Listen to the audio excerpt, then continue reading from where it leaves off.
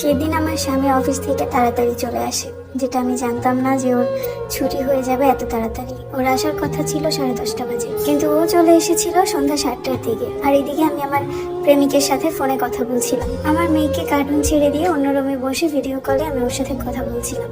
আর এই জিনিসটাই এসে আমার স্বামী দেখে ফেলে। আর সেই দিন কপালটা এতটাই খারাপ ছিল যে রুমের লকটা পর্যন্ত করতে ভুলে গিয়েছিলাম। এমনিতেই দরজা লাগিয়ে রেখেছিলাম। দুপুরবেলা একটু বাইরে গিয়েছিলাম, সেখান থেকে এসে আমি আর দরজা লক করতে ভুলে গেছি। আমি এতটাই মগ্ন ছিলাম ওর সাথে কথা বলতে, আমার স্বামী যে আমার পিছনে দাঁড়িয়েছিল সেটা টেরও পাইনি। ও প্রায় 5 মিনিটের মতো দাঁড়িয়ে থাকে। হঠাৎ করে যখন আমার হাত থেকে ফোনটা টান দিয়ে নিয়ে নিল, তখন যে আমার হুঁশ ফিরলো যে আমার পিছনে কেউ ছিল।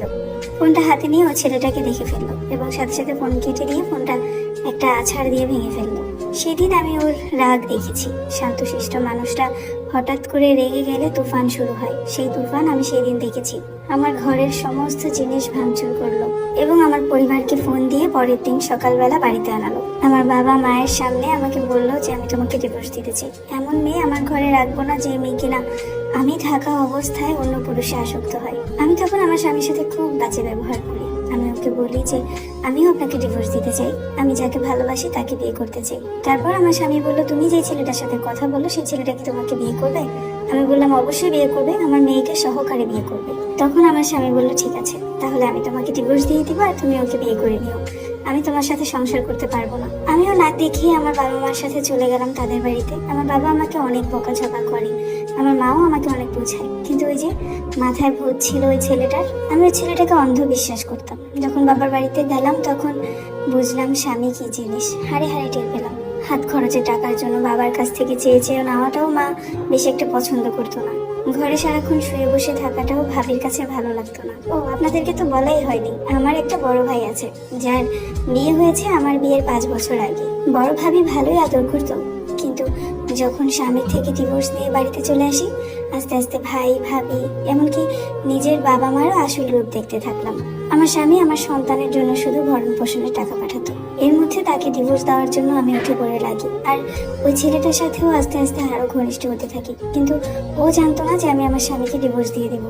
একদিন যখন আমি ওকে বললাম যে আমি আমার স্বামীকে ডিভোর্স দিয়ে তোমার কাছে চলে আসবো, আমার মেয়ে সহ আমাদের সুন্দর একটা সুখের সংসার হবে, তখন ও আমাকে বললো, এত তাড়াতাড়ি কিসের সংসার? আর তাছাড়া আমার ফ্যামিলি তোমাকে মেনে নিবে না, তোমার একটা মেয়ে আছে।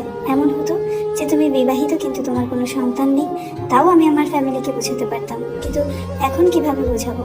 এই বিয়ে কখনোই সম্ভব না, তোমার মেয়েকে সহকারে তো কখনোই না।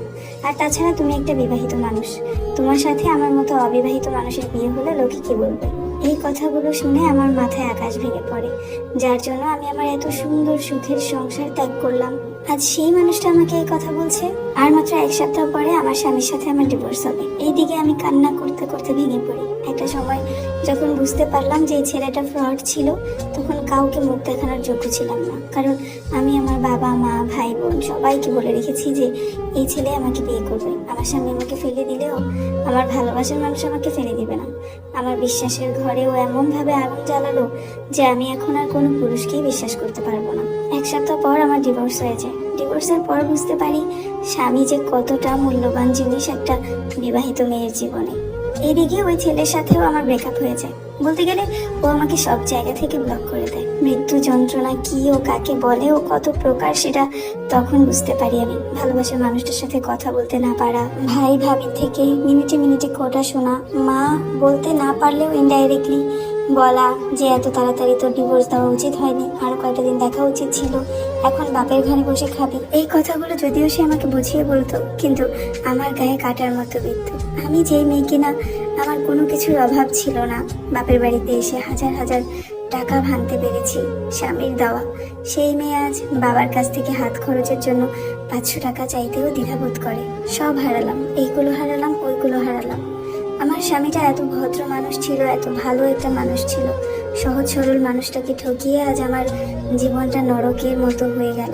আমার মেয়েটার জন্য ঠিকই সে ভরণ পোষণ দেয়, কিন্তু শুনলাম সে নাকি বিয়ে করবে, কারণ সে চাকরি করে, তার সকালবেলা নাস্তা রেডি রাখতে হয়, তার বাড়িতে কেউ থাকে না, তার বাবা মা গ্রামের বাড়িতে থাকে, তার যত্নের জন্য হলেও একটা বিয়ে করতে হবে। আর এদিকে আমি আমার সুখের সংসার হারিয়ে নিঃস্ব হয়ে বসে রইলাম।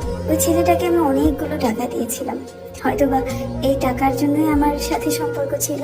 আমি বা কি বোকা মানুষ, যে ছেলে কখনো আমার সাথে দেখাই করতে চাইতো না সামনাসামনি, তার যত ভালোবাসা ছিল সব ছিল ফোনে, আর দেখা করতে তো ভুলেও যেত না। আর এই মানুষটাকে বিশ্বাস করে আমি আমার সর্বহারা হয়ে গেলাম। স্বামী, সংসার, সন্তান সবকিছু অবহেলা করে আজকে আমি এমন একটা পর্যায়ে এসে দাঁড়িয়েছি যে আমাকে কেউ এক পয়সারও মূল্য দেয় না। ভাবি তো সেকেন্ডে সেকেন্ডে আমার মাকে খোটা দিতে থাকে, আপনার মেয়েকে আর কতদিন এভাবে বাসার খুঁটি হিসাবে রেখে দিবেন? এবার একটা বিয়ে দিয়ে দিন। একটা ডিভোর্স হয়েছে তো কি হয়েছে, ভালো একটা পাত্র খুঁজে আমাদের ঘর থেকে বিদায় করুন। এই কথাগুলো যে কতটা লজ্জাজনক এটা একমাত্র ডিভোর্সি মেয়েরাই জানে। আমি আমার জীবনে অনেক বড় ভুল করে ফেলেছি। আমার ফেরেশতার মতো স্বামীকে পায়ে ঠেলে দিয়ে কত সুন্দর সুখের সংসার ছিল আমার, যদিও পছন্দের বিয়ে ছিল না, তাও যেমন ছিলাম ভালোই ছিলাম। অন্তত কারো করুণায় বাঁচতে হতো না, মাথা উঁচু করে বাঁচতে পেরেছিলাম। বাবার বাড়ি এসেও মাথা উঁচু করে বেরিয়ে যেতে পেরেছি। আর এখন বাবার বাড়িতে দুমুঠো ভাত খেতেও আমার লজ্জা করে, মনে হয় যেন তাদের অন্ন ধ্বংস করছি।